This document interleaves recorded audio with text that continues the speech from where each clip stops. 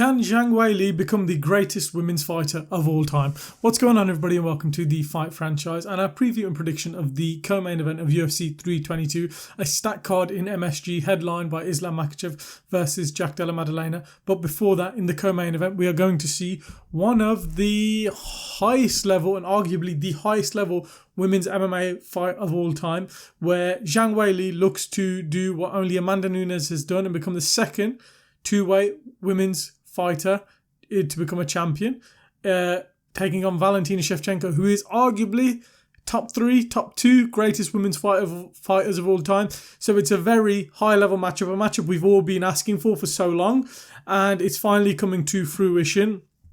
Zhang Weili has cleared out her division. There's no one really left. Mackenzie Dern has now become champion after her exit from the division, and now Valentina Shevchenko, arguably, this is her career-defining moment. If she can beat Zhang Weili and add that to her legacy, it cements her as one of the greatest, if not the greatest, women's fighters of all time. So we're going to kind of do a preview and prediction, how both women got here, and the tale of the tape, and kind of figure out what I'm going to go with for my prediction going into this fight. So we will start with the tale of the tape. Valentina Shevchenko, 25 wins, 4 losses, 1 draw. Zhang Weili, 26 wins, 3 losses. Valentina Shevchenko, 5'5", Zhang Weili, 5'4". Valentina is 124 pounds. Obviously, the women's flyweight champion, and Zhang Weili's coming up from strawweight. So you'd say size and strength should be in the favour of Valentina, but I don't think it'll be that simple. I'll go more into detail on that later. But when it comes to the physical aspects, the reach, both in Valentina's favour, 67-inch reach to 63, Zhang Weili, and Valentina Shevchenko has a 38-inch reach, where Zhang Weili, leg reach, I should say, and Zhang Weili has a 36-inch leg reach. So all the stats peak in the favour of Valentina Shevchenko.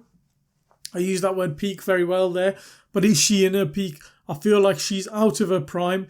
You know, she's had some very tough fights recently, which have been very close, which normally, where Valentina was in her prime, she wouldn't make it look close, where Zhang Weili looks like she's peaking and she's in the form of her career. She's number 1 in the women's pound-for-pound ranking. So let's go over both ladies' career. We'll start with Valentina Shevchenko. So where's my mouse?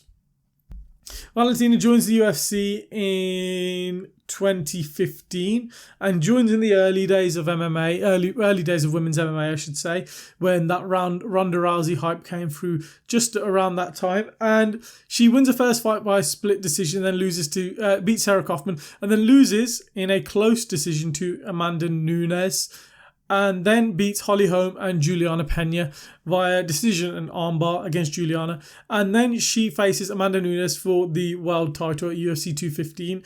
If anyone's seen this fight, it's a razor-close fight and a razor-close decision, which went a split decision to Amanda Nunes, and it was awfully close. People have argued it to this day to Valentina Shevchenko.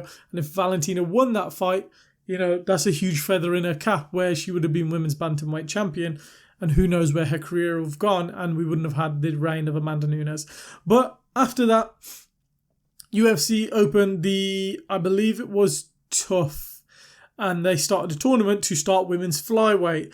Women's flyweight became a division. At the time, we only had strawweight and bantamweight, but flyweight became the division. A bunch of women joined that on the roster, and Valentina came down from bantamweight to flyweight, which she said is her natural weight class. She fought Priscilla Cachoeira in a battering. If you've never seen that fight, it's a 2-round battering that she put on Priscilla Cachoeira. I done a fight where it's the top 10 beatings in MMA. That was on the list. So if you want to watch that video, I'll put something here to go watch that video. It's a very good video. I enjoyed making that. Off the back of that, she fought for vacant gold because Nico Montagna vacated the title, and she fought for vacant gold against Joanna Jędrzejczyk, where she schooled Joanna Jędrzejczyk on the feet across a fight over 5 rounds, and then went on her amazing title fight win streak, where she beat Jessica Eye via head kick, Liz Caramouche, beat Caitlin Chikagian via TKO, beat Jennifer Maia via decision, beat Jessica Andrade via TKO, beat Lauren Murphy via TKO, and then had her closest decision on her title reign, a split decision to Talia Santos, which was very close, but she got the win versus Talia Santos. Off the back of that, she spent 2023 and 2024 in a rivalry against Alexa Grasso. She fought Alexa Grasso on UFC 285 in the co-main event where she lost via submission, where it was a close and competitive fight. But off the back of a spinning back fist, Alexa Grasso got a takedown, got Valentina down, and got the submission. Valentina's competitiveness, she wanted the instant rematch, which was fully deserved. They fought each other at the UFC Noche, a fight night in September of 2023, where it was a draw, where many people argued Valentina should have won the decision 3-2, but some could give it to Alexa Grasso, but it was a draw. Trilogy time, a loss and a draw. She fights Alexa Grasso and wins a decision where she dominates Alexa Grasso in the wrestling, where she doesn't stand up with Alexa Grasso, whose boxing was way too much for Valentina Shevchenko on the feet. So then off the back of that, gets her title and has a title defense this year in Canada versus Manon Fiorot, where she won a decision where Fiorot had moments of success in the fight, but for the most part, the more damage was done via Shevchenko, who dropped Fiorot. And now MSG, she's turning around and she's looking to defend her title against Zhang Weili, who's coming up from strawweight. Zhang Weili, on the other hand, her career looks as such. Joins the UFC at UFC 227, beats Danielle Taylor, then beats Jessica Aguilar via submission, defeats Tisha Torres, and then fights for the world title in a fight night in Shenzhen, China, where she beats Jessica Andrade via TKO in the first round, a 40-second KO. Off the back of that, she defends her title at UFC 248 in the fight of the year and the greatest women's fight of all time against Joanna Jędrzejczyk, a war for the ages. If you're a new MMA fan or a fan of women's MMA and you've never seen this fight, go watch that fight. It's a treat. It's an epic war. Then she faces Rose Namajunas, where she faces two losses. Rose Namajunas beats her back-to-back. Their first fight, UFC 261, she gets head kicked by Rose Namajunas in the first round and then lost a split decision to Rose Namajunas in quite a competitive and close fight.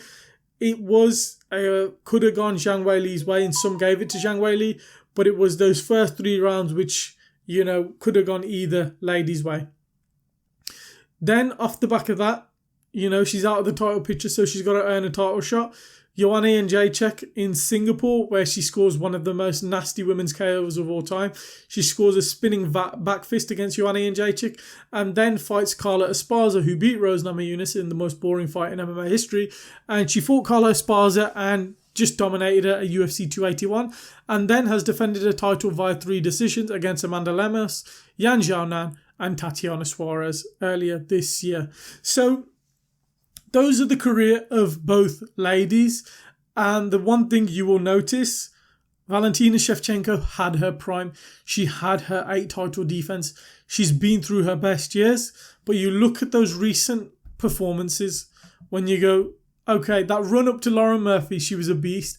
Talia Santos made her look human, where a lot of people had Valentina Shevchenko as the best MMA fighter on the planet at the time. One of the most skilled and one of the most technical, one of the most feared. But Talia Santos made her look human and she took rounds off her. And Talia Santos, she was good for that performance, but what has she gone on to do since? I'm pretty sure she's left the UFC. Alexa Grasso defeats her. Shows a flaw in the game. These spinning attacks Valentina loves, they don't work anymore. Spinning back fist, ducks the spinning back fist, gets the takedown and gets the submission. Then off the back of that goes to a war in a great fight against Alexa Grasso, which ends up being a draw. Valentina Shevchenko of old never loses to Alexa Grasso, but Alexa Grasso, don't get me wrong, is a very good fighter, but prime Valentina destroys Alexa Grasso, and that's shown by the third fight, how she just dominated her via grappling. But these 2 fights before that win, Valentina Shevchenko has shown she's on the decline. And the Manon Fiorot fight, it had moments where Valentina dropped Fiorot in the third round, and she pieced her up on the feet in moments, and in the grappling had success. But the Valentina of old, that defeated Lauren Murphy, that defeated Jessica Andrade, that defeated Katlyn Chookagian, kept getting these guys down, getting them in the crucifix and battering them with elbows. We've not seen that in recent years. Where you look at Zhang Weili since her losses to Rose Namajunas, spinning back fist Joanna Jędrzejczyk, batters Carla Esparza bad, like she beats the shit out of her and takes the title from her. Batters Amanda Lemos, who was a pretty big contender coming up, beats on Yan Xiaonan, where if you've never seen this fight, she KO'd Yan Xiaonan, submitted Yan Xiaonan, and won a decision against Yan Xiaonan in the same fight. If you've never watched this fight, there's a moment where she literally rocks and KOs Yan Xiaonan and wakes back up when she's battering her on the ground. In the second round, she chokes her out and the bell rings, and Yan Xiaonan slowly gets up and is like, what the heck, what's going on? And then realises, oh, I'm in a fight. And but Yan Xiaonan did have a great third round in that fight. And then Tatiana Suarez, most recently, who everyone thought is going to finally win the world title and defeat Zhang Weili and become this phenom in the division. You know, Tatiana Suarez was undefeated, the best grappler in the division. And Zhang Weili said, nah, you're a good wrestler, but I'm way more athletic than you. And I'm just going to bully you in that octagon. And that's what she done and battered her across a decision. And that kind of hones into my prediction.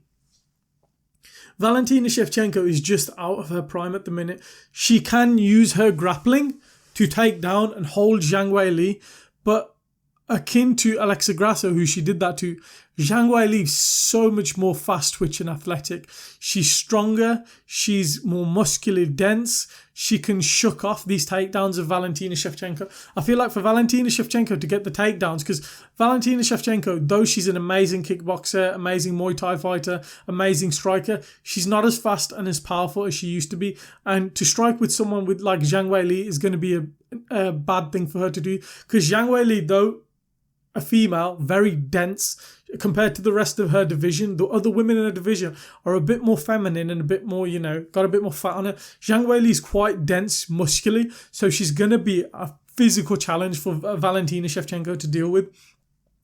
I think that's going to be a field day. When it comes to the striking on the feet, especially the punches, I feel Valentina will have the edge in the kicks, but when it comes to the striking with your hands, Zhang Weili will pack a punch, and I feel like she'll rock Valentina Shevchenko. Like when Valentina fought Alexa Grasso and Talia Santos, who had success on the feet, Valentina did not like that and would opt to grapple rather than strike on the feet. When it came to kicking range, where she's at range and she can fly her kicks off, Valentina's fine. But when it came to boxing range, Alexa Grasso was piecing her up, and Alexa Grasso's got good boxing. I don't think Zhang Weili's got the greatest boxing, but she packs a punch. She's dense, and I think that's going to cause issues on the feet for Valentina. And then when it's going to come to the grappling, Zhang will be just as physical. I think for Valentina fights very safe. Like we saw her against Grasso in the third fight in the trilogy. She just sat in Grasso's guard and was just beating up on her. She won't take chances. And I think the ref will be like, if there's no action, stand up. And if it stands up, I think that's Zhang Weili's chance to take over the fight and win rounds. So I am going to go a Zhang Weili 5-round decision. I think it'll be 3 rounds to 2, 4 rounds to 1 Zhang Weili. I just think she'll pack a punch.